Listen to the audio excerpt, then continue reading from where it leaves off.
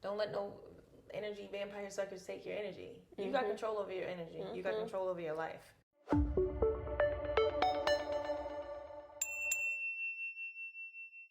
Welcome back to It Takes the Universe. I'm Ashley, and today we have Shakira Ja'Nai Paye. People try to escape, get away from a world that wasn't safe. I got something to tell you. Well, what's up? I'm pregnant. Yeah. It's crazy to have nothing to give and want to give everything. So, we'll start with this funny lady who's literally written and improv and acted. Thank you. Yes, we're gonna be like, where did you start your creative journey? How did you discover this love? Wow. So I have like a very interesting start. I don't remember what story I told you the first time, so I'll just tell you what came to mind just now. No, my first auditions were when I was an infant. My father, he wanted me to be an actor, which I didn't know he wanted me to be an actor. He passed away before we got to that level of conversation. And anywho, though, I had like a callback for a Speak and Span commercial when I was little, and we went back and forth to New York. I'm from Baltimore, so it wasn't too far. And we did that until after he passed. My mom just couldn't maintain that. She didn't know what the heck that was about to be. So we just stopped doing it for a few years. And then when I got a little older, I was like, Mom, I want to do TV. I want to act. I want to be an actor. I want to do theater, et cetera, et cetera. So we started in a dance school. So I started in dance, and then I took a program at BSA, Baltimore School of the Arts, called Twigs, and that's before you go to that school, or really any high school. It's a program where you can learn to act a little bit. And then the Arena Players. The Arena Players is like the longest running African American theater in Baltimore. I believe they're still up and running. I haven't checked since the pandemic, but you know, that's kind of where I really, really got to dig in and start to play as an actress for the first time in my young life. Wow. Yeah, so that's where I got my start. Was your dad also creative? Like, why he was like so focused on you doing acting? No. Or he was like, I just said He just was like, this little girl, she's gonna be a movie star. This is my daughter. She's gonna be on the big screen. I see it for her, and I'm gonna take her to some auditions. We're gonna make this happen. That's crazy. Like, he made himself a stage dad without me prompting it one little bit. He's just like, look at this baby. He didn't do it with my brother. No, my brother, he'd be like, hold the camera. And it's oddly enough, my brother does camera. Like, he records weddings and sporting events. So he's behind older? the camera. Yeah, my brother's older. My brother's 9 years older than me. So your dad's a witch. Yeah, like, my dad is a witch, a wizard. A wizard. He knew. I feel like we had, this is real woo-woo, but like maybe before we manifested in these bodies, we had like a contract with my father and I where I was like, this is what I want, and I want you to try to plant those seeds when I'm young. And he's like, all right, I'm going to remember that when I go into the human body. And he did his job, and then I did mine. She is an astrology person, I am an y'all. astrology She's person. trying to figure me out, y'all. We'll my see. God. I do know your human design is We'll generator. Well, that's all I'll say. I don't know for sure, but I would guess that. Okay, you guys, we were just talking before, but 2014, we have Sam and Cat co-star. Yes. 2016, Lethal Weapon. We have Criminal Minds, Martin Family. Oh my gosh, so many things. Yes. How did you get these things? How was your road to getting an agent or manager? How, if anyone's like looking at your, like, dang, I don't want to do that. How'd you get? So it's true, because sometimes you're booking it, and she's done Grand Series regular stuff. You're just like, oh, that's in the past. But for people who like don't even have one co-star, they're like, dang, how'd you go about that? Well, so I went to AMDA, which is an acting college. So I got my degree. I still had no clue what I was doing. They gave us like audition moment at the end of college to basically read in front of casting directors and agents, and no one called me in and no agent signed me. So I found this book called Casting Call, and there used to be a day in Hollywood where you could, so I used Casting Call and sent out emails, just mass emails, sent out basically my headshot, my special skills, because at that point I only had credits from like school. Yeah. So I did put down the plays that I had done in Baltimore and in high school, and I jazzed it up. Here's the thing. You gotta have the gift of gab. Finesse. I mean, we're in the social media age, so I feel like make you it should sound good. Like, this is what I always tell people when I see like their emails to agents, like, "Hi, I'm blah blah blah." No. You are your brand. Yeah. You are the prize. You are the prize. What is that? Who's that? Lori Harvey. The prize.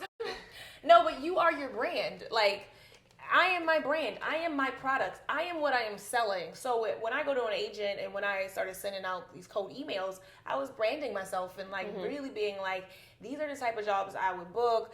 I'm telling you, and the goal is to be like, I'm money. I'm going to make you money. Right. And you got to convince them that even though you don't have it yet, I promise I want us to build together because I see the future and I know it's going to be big and bright.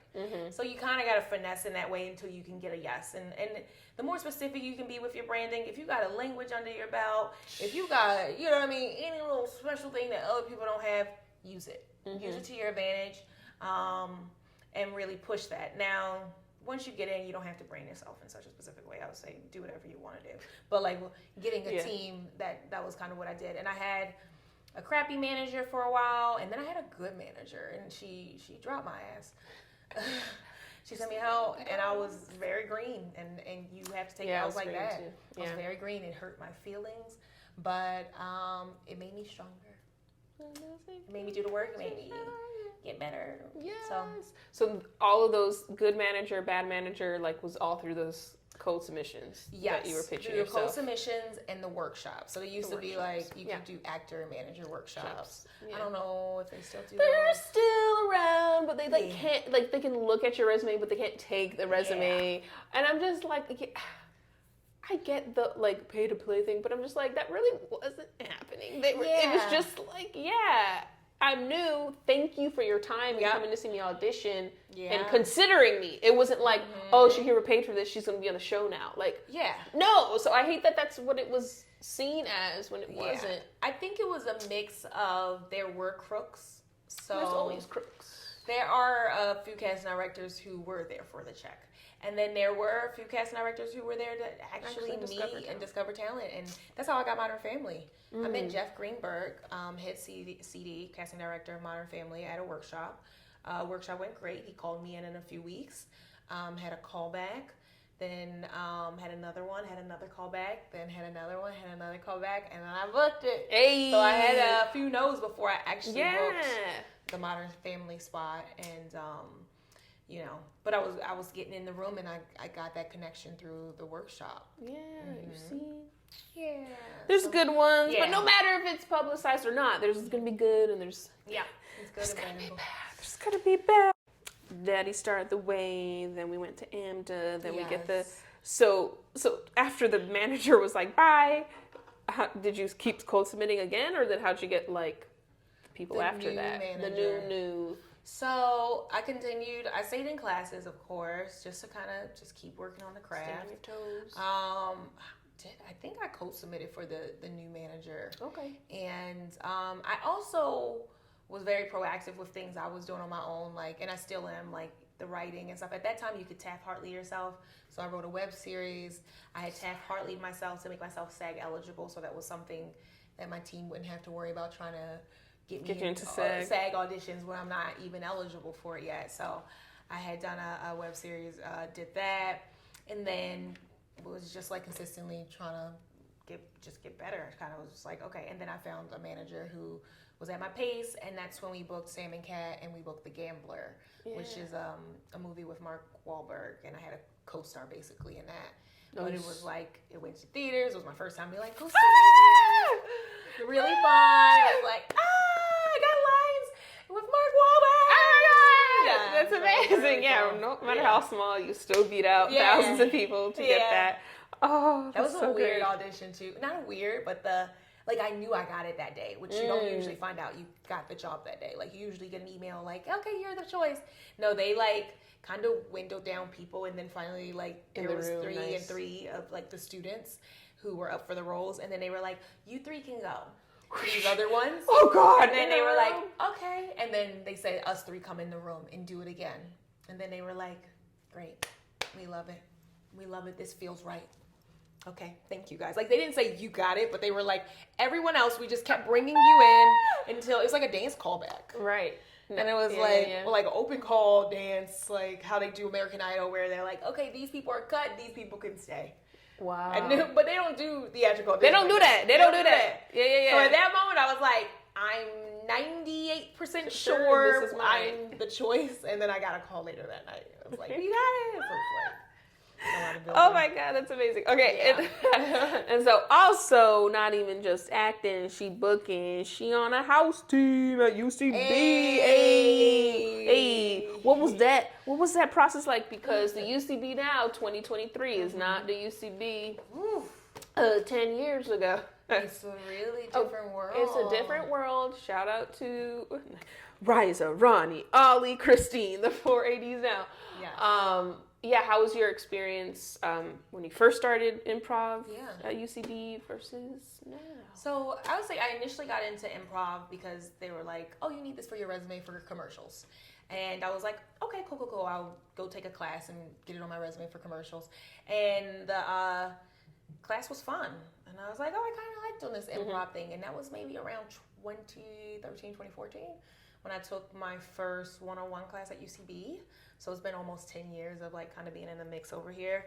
And then I had an entirely different journey before I made it. This is my first Herald team, like outside of that like little mini, when they were figuring out things, they kind of asked people to hold space until they figured it out. But this is like my first official one. And I had been on a few mess hall teams, but I really had Obama's Other Daughters, which was my indie improv team.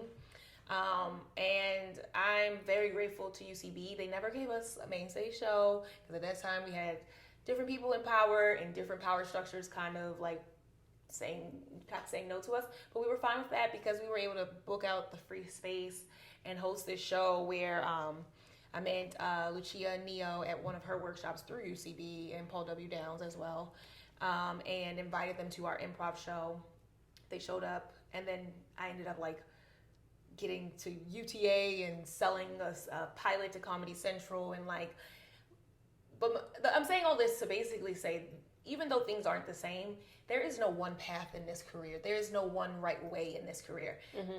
I would have never thought like, oh, I'm going to meet Lucia and then we're going to potentially sell a show together with my improv team, and then I'm going to sell another pilot to Netflix with my improv team. And like, I couldn't have told you those steps will work to get you this result, but I can tell you doing the work and showing up and trusting the process is number one. Like, I think Seth Rogen just said in an interview where he was like, if you stay, you might make it. If you leave, you definitely won't make it. Like, if you stay, you do work and you get out of your own way. I think one thing that I've learned being out here in LA for all these years and pursuing this career where actors book maybe 3 to 7% of jobs on average, and that's a good career.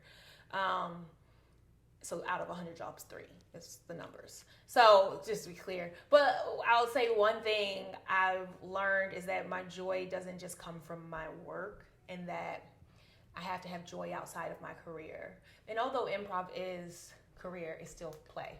Oh, so sure. I would say if you need a little play that's still kind of in alignment with career, and you're trying to be an actor, improv might not be fun for you. It might make you really uncomfortable, but sometimes being uncomfortable is good. And it's unscripted and teamwork and gotta listen. Yeah.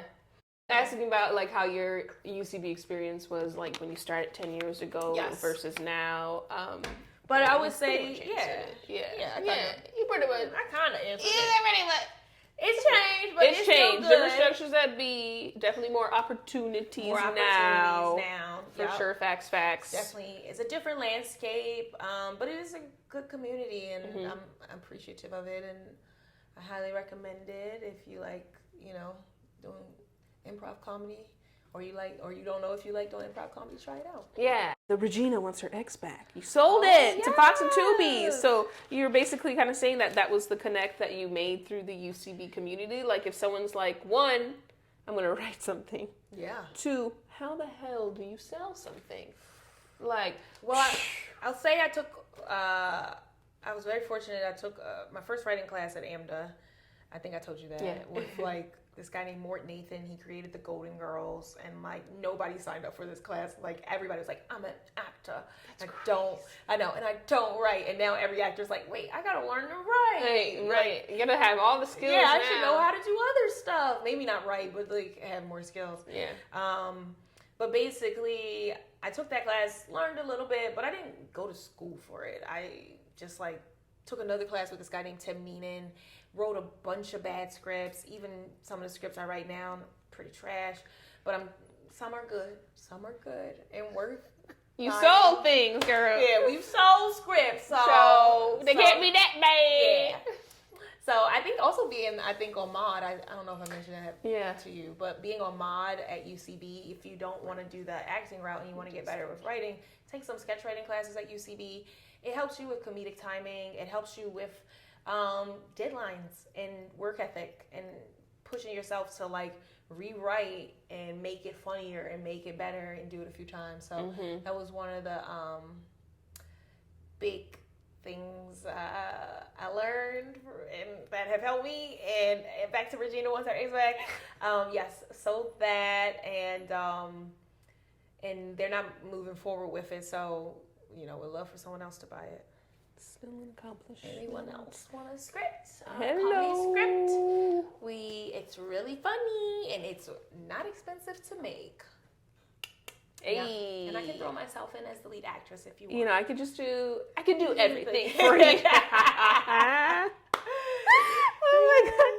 So, because something that we were both saying when we both started was like, just kind of like a lack of black females, not only at like UCB, but like for leading roles. Usually it's like supporting, the best friend. So for you personally, who did you like look up to in the industry, like growing up? Growing up, who did I look up to? Because for me, being like, you're having a different experience than, I'm having, colorism is a thing. So for me, I really only saw Tia and Tamara growing up. That's really only who I saw. But I'm like curious to see who you're like, I go to do it. Yeah. I can do it. I mean, I definitely saw Tia and Tamara, Moesha. I loved Brandy. Had her music and watched. She was it girl. She was the it girl. She was the it girl. Still is. Yes, we still love Brandy. But yes, she was the it girl for me when I was growing up. I remember that Cinderella movie changed my life.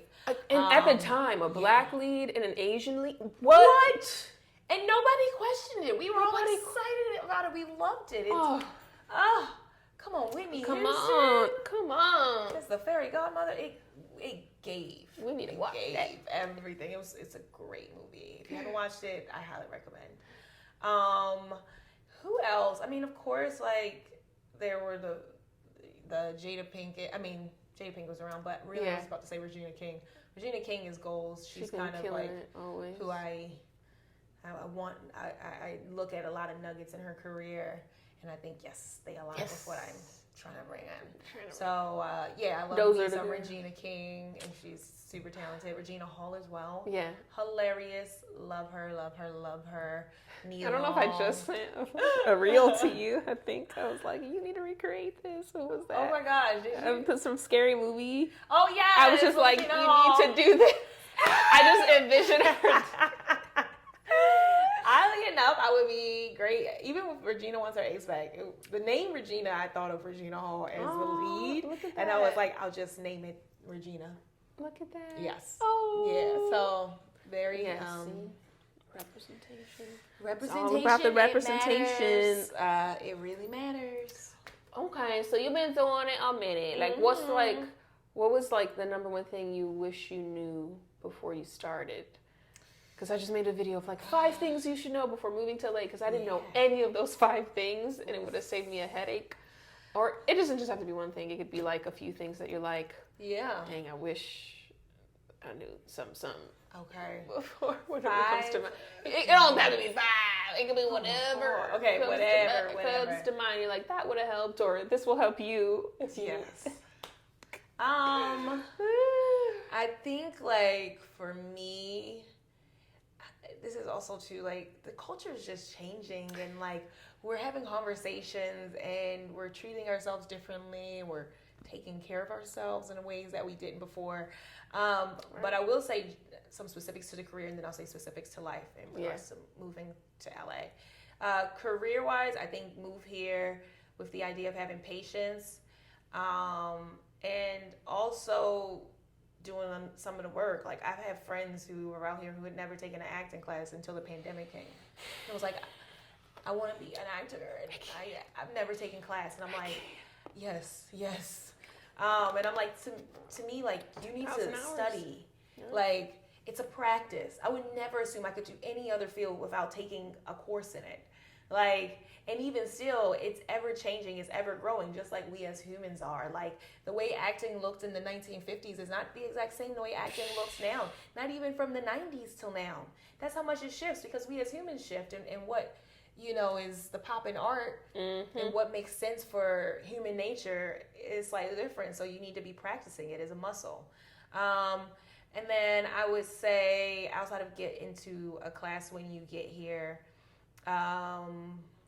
figure out a way to make some money on the side, because only 5% of actors make a living from their career. So I would say, when you put that pressure on this career to immediately be your full-time financial stability, you're taking out the joy, you're putting a lot of stress on yourself, and you're actually putting out energy that opposes it being your career.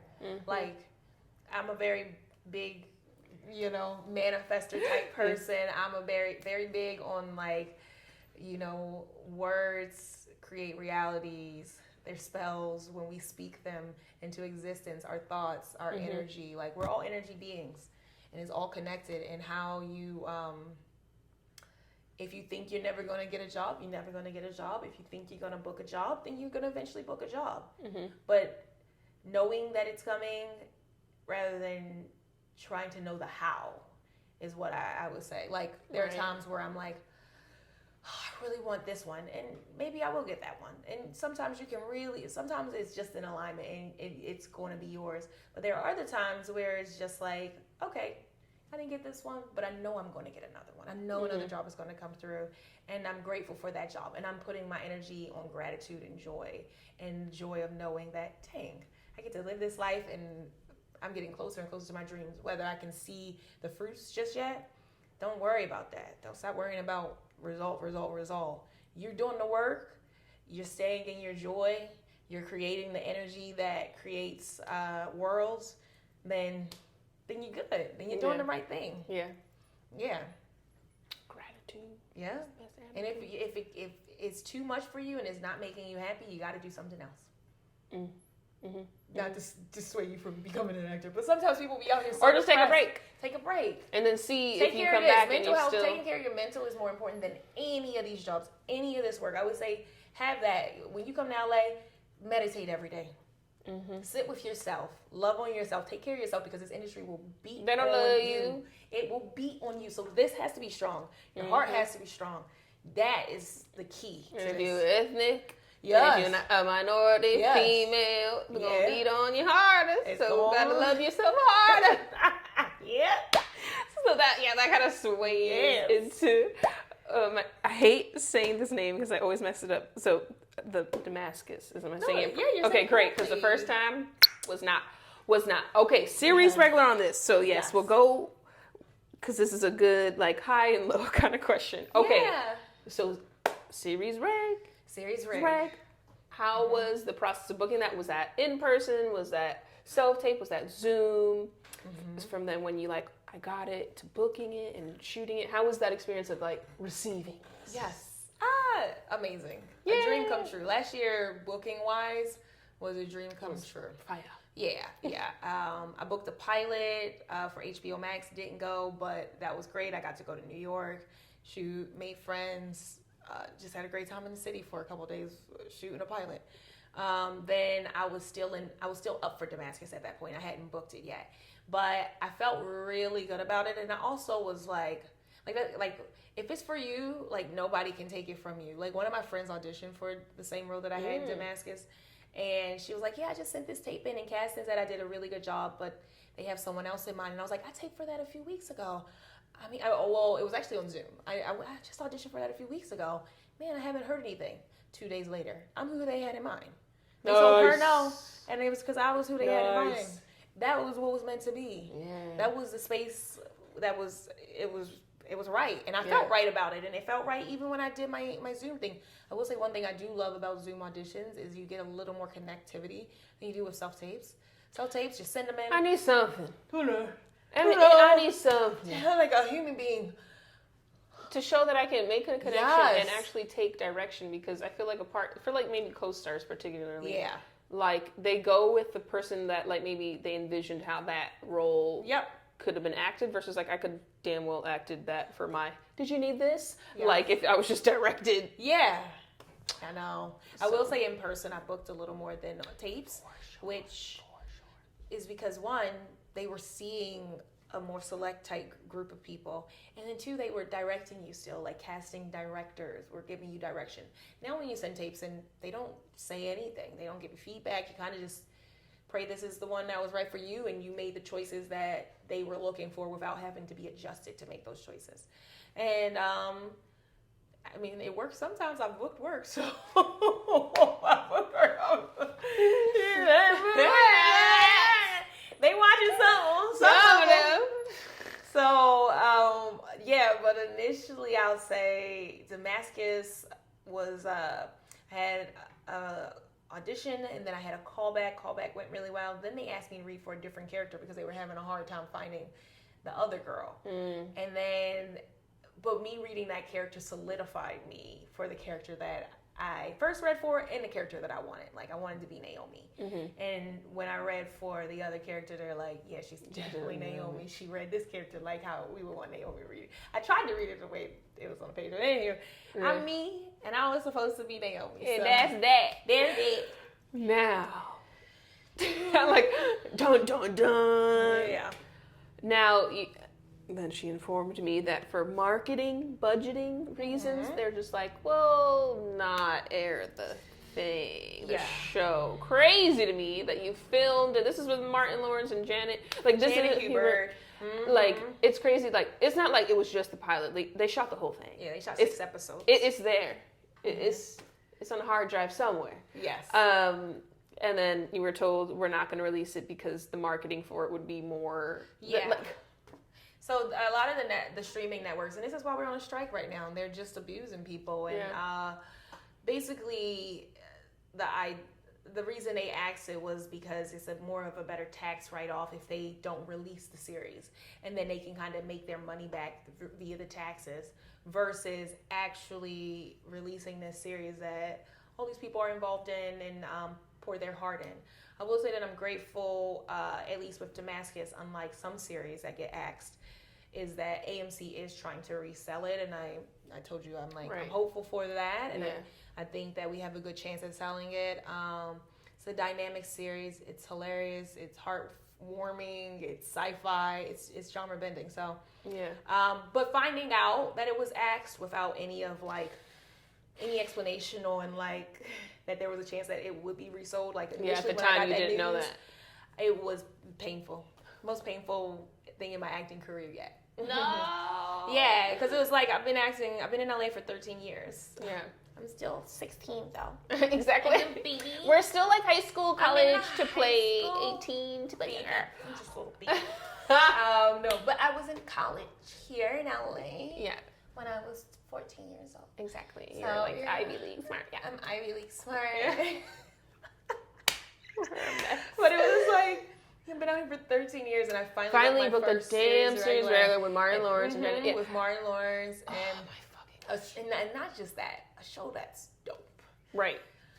Like just all the sweet spots. It just was like, you work 13 years. I mean, even with my shows with Obama's Other Daughters, the one we sold to Comedy Central and Netflix, they got axed before we actually got into shooting, or before we even wrote more than the pilot episodes. So this was like, y'all completed this. This is done, and now we're doing this for a tax write-off. It was painful. It's still, but it actually forced me to grow too. This year I feel like was a year of a lot of growing and pushing myself in ways I didn't know I could. So if that happens, how were you able to Well, I've reframed it in my mind to being like, okay, even if AMC had released it, that wasn't where it was supposed to be. Mm-hmm. So everything is working out exactly the way it's supposed to. Mm-hmm. You know, black people on AMC. So I pray we end up somewhere else on Hulu. No shade, no tea, but I was maybe like, drop to bigger things. And even if not, then the next thing, there's still more. Yeah, it's never still finished. I think people think like, even with getting the series regular and thinking like, finally I made it to this finish line. And then there's the next job. And then there's the next thing and the next thing and the next thing. So like when you look at it as a journey and you're not just rushing to the destination, you're like, I can trust the process and I can kind of relax in the process and surrender to it, because there are things that I cannot control and I can't keep myself up at night because I can't control them. Yes, mourn your losses. Feel deeply. Like, this shit hurts. Like, it hurt. Yeah. But I honestly am like, I'm not going to beat myself up over things I can't control. You did everything you were supposed to do. I did everything I could. And just like you said, treating it like a journey versus like a destination. Like, also, I don't want to come out here and think that, okay, as soon as I book a lead or a series regular in a movie or film, like, that's it. I'm going to be like direct offers only, honey. I don't say no, you're not. That's like not even 1% chance. Like, I know series regulars. I know leads in films. And after that, they go right back to self-tapes to audition for the next thing. They're not just direct booking. So I would say, for me, that's something I wish I also knew when I started out with it, thinking like, as soon as I get a series regular, my life is set, and I'll just be offered roles. No. You have more credibility, so maybe you get into better rooms now, but you still auditioning, honey bun. Okay? You still auditioning. Auditioning. Sometimes you get fortunate and you end up on a series like Euphoria. Like, those kids, a lot of them got work just based off of the popularity of that show. And the day of social media. And, like, you know, being the next. But they also had somebody who had already built a whole resume as their lead. Like, Zendaya was like, like, the other girls surrounding her in that space had a little more pull. They had a little more you know, so you got to look at it like, it's not one job and then now I don't have to do anything. No, you still gotta work. It's still gonna be. And you should still want to like grow and not just be like sitting around and be like, yeah, I guess I'll take this. I guess I'm not. Yeah, and you do get some offers. Like, I've gotten a few offers. I've gotten a few offers, but that wasn't even based off of Demascus. That's based off of sometimes 13 years. Yeah, 13 years in the relationships I built, and sometimes somebody recommended me for something, or somebody in a writer's room on a show that I know and they recommend. You know, there's plenty of things that weigh in. So I say, build these relationships, like, grow with these people, and don't build the relationships just for business. Like, be a good human. You can genuinely vibe with each other. Yeah, if you vibe with these certain people and they are in positions where they can help your career, be present. Ask. Closed mouths don't get fed. But also support them, support because them. Be like, don't do it don't be for people's one friends just thing, for clout. Right? For one, for the hookup. Make it a symbiotic relationship. Yes. I was like, what's the word? Yeah. But no, that's true. My friend who booked a lead in a movie, that movie, for the first time he read the table read to when they shot it, was probably like 3-4 years. Yeah. And he went to this director-writer's like workshops that she had, or Q&A panels. He went to every single one just because he loved and supported her. And he still had to audition against hundreds of people. But I'm just like, he maintained that relationship the whole time. Relationships really, really matter, and they help in how you show up when you do get the job. Because even I was just at a picket for black male writers. Dang, where was that? You should have texted me up, girl. No, that was the day Netflix you were shooting. She was booked and busy, y'all. Booked and busy. So, anywho, I stopped over there and bumped into a director I had worked with, and then he connected me with a showrunner. And I mean, he ain't running no shows right now. But hopefully next year. But next year, 2024, right? The shock will be done, right? Yep. And like, the relationship I had with that director is based off of the work I did when I worked with that director. I showed up, I was present, I did my job well. And that's what you want. You want, like, your reputation to be like, oh, I was good here, and this person remembers that, and they want to help when they can because they're a good person, and they just want to, reach for the stars and bring 5 people with you. Exactly. That's And what I y'all love. need to be doing. I think Issa Rae said it in some interview of just like network with people on your level. Like everyone is building, so you don't know this person's going to be in 5-10 years. Like start working with those people, because we gonna make it. Somebody go make it. People are writers, directors, actors. I mean, what do you even think of with Phil Jackson and Carl and all of them, that crew of guys, Lamar? They've been with Grand Crew. It was like, Phil had the connects from his last job and was the showrunner / creator of the show. But his friends are in the writer's room. And like these relationships I've been building at UCB. I see these dudes every week. We're all friends. So, like even with, I had auditioned for Grand Crew. I didn't get the first thing I auditioned for. But then the second one came around. I was able to, book that. And I think having known them and also sending in a good tapes, because you still got to audition for this stuff. It's not a handout. Especially for black folk. It ain't a handout. But it's still like able to get an audition. Yeah, and like them rooting for you. You want people in your corner rooting for you. And the relationships you cultivate and how you show up for people, it matters. And a real relationship for when you're auditioning, because if you're like acting with someone you know versus someone who doesn't, it's definitely going to show. Yeah. It's definitely going to show. So we're talking about Grand Crew and black folk at UCB. The question of, specifically to you, why do you feel like representation is important? Yeah.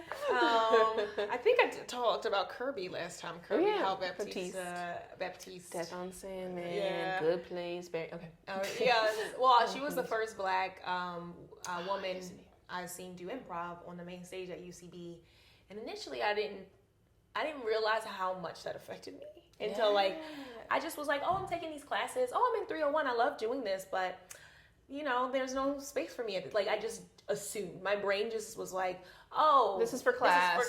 I do this for class, and as much as I like doing improv, I didn't see myself in one of those shows until I saw her on that stage, and I was like, I could be on the main stage.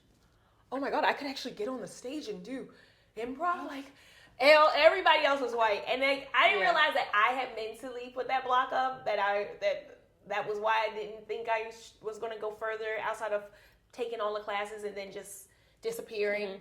And then I saw her on stage, and I was like, you can be what you can see. Hallelujah. Hallelujah. What's a great piece of advice either that you want to give or that you received, like the best advice you received or want to give? And then one's a piece of advice that's absolute trash, where you're like, don't listen to that. Either you got it or you've heard someone else get it and you're like, no. So the best and the worst advice, I guess. The best and the worst advice. I feel like I've been giving advice. I feel like this whole time. Do I talk more than most people? No, you good, girl. That's what I want. I'll be like, give them the knowledge, give them the inspiration. Sometimes I'll be like, dang, girl. This is an interview to talk. Okay. Best advice. I think one of the things I said earlier in regards to the mental. Mental is everything. I think because we live in such a America's pretty bleak. Yeah. I say, you gotta turn off the news sometime. You gotta sit with yourself. I've been at this wacky career for over a decade, and I think the more clarity and space I give myself to go in nature and do all the stuff, and sometimes it feels like a job. Mental health, I don't want to sound easy. Mental health is like going to the gym, and sometimes you get mental health from going to the gym as well. But it is a practice. Mm-hmm. It is not just, I'm great at meditating. Nobody's great at meditating. Nobody's great at just sitting still for an hour, and just letting their things go past them. That's the point of it. The point of it is to be bad at it for a while until you get comfortable in it, because then you're getting comfortable in your skin. And if you don't want to meditate, do whatever other way you can to settle your brain. Because if you're just taking in and absorbing, we're energy. And not processing we connect to each other. When somebody walks in a room like a sourpuss and we all feel that messes with us. And then we go home, and then you have to reset. If you get to a place where you can control, that's theirs, and I'm going to let them keep it. And that's with everything. That's how I look at it. I would say my biggest advice is, take care of this, do the work to take care of this, this body, this mind, this heart, all of it, do the work, and you'll reap the rewards. And also, don't let no energy vampire suckers take your energy. You got control over your energy. You got control over your life. Set them boundaries. Yep, set them boundaries. You Right. co-create with the universe, God, source, whatever you call it. You're part of the creation. Yeah, the right people will honor the boundaries. Yeah. Right. Worst advice I've ever received. Actually, somebody told me, this is how you gotta know yourself. Somebody was just like, you shouldn't be an actor. You should go to school for something real. Get a real job. That's what I was told. And I didn't listen to them, obviously. But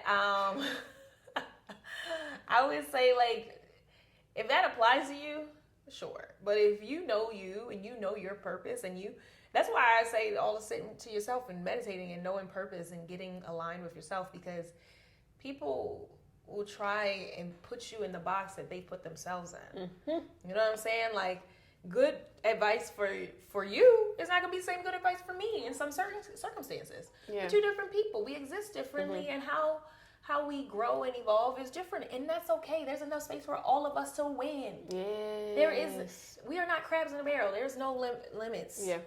There's no limits. Don't let them trick you. Right. What's that Beyonce song? So many. If you're feeling significant, you better think of that. Better wake up because you will way bigger. I wish I knew so I could. Not just a speck in the universe. Not just some words in a Bible verse. You are the living word. Okay, I'm done. You were made for something bigger. Bigger than you. Bigger than me.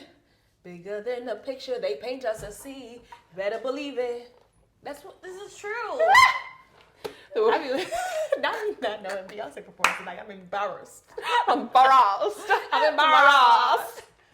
Yes. Hilarious. But no, I agree with that. Yeah.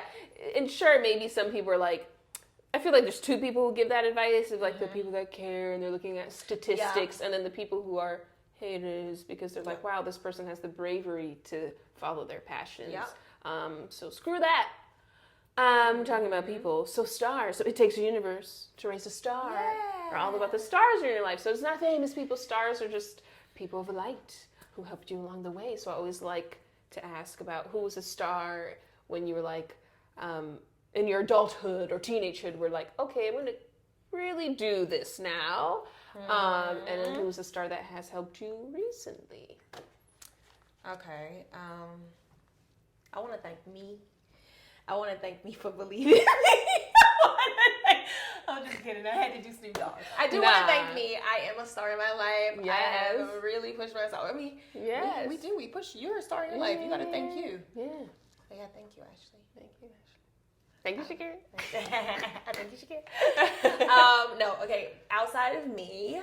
No, I mean, it's valid to bring up you. I mean, Yeah. You're the one. You're your first agent, always agent. You're going to be... You spend the most time with yourself, and you got to be your best friend. You got to have your back. I got my back. Yeah. Because sometimes I look back Improv. and there's nobody back there. It's okay. I got my back. Ain't nobody back? Nobody back there. All right. Me. It's me back there. I look in the mirror, it's me. It's me. Okay, outside of me. My grandfather was a light of my life. I felt like he was one of my people, my persons. And like, he didn't really know in regards to acting, but he always encouraged me to be and do whoever and have whatever I want in this life. Not always even with words, but just with energy and how he showed up for me. I think I didn't realize how much that mattered and how important that was in my life. But having somebody, my mom was also too a big supporter. She did what she could with what she had. Recently, I'll shout out Stuart Yost. I'm working on a short film pilot, like a whole series at this point. Right now, it was a short film. You got the time. I know. Extend it. Like we started off with an 18-page script. We got about a 30-minute edit right now.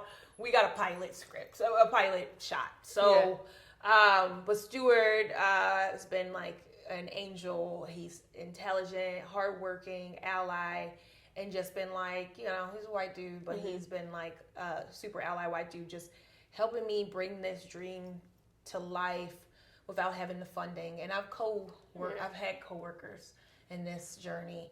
It is hard, y'all.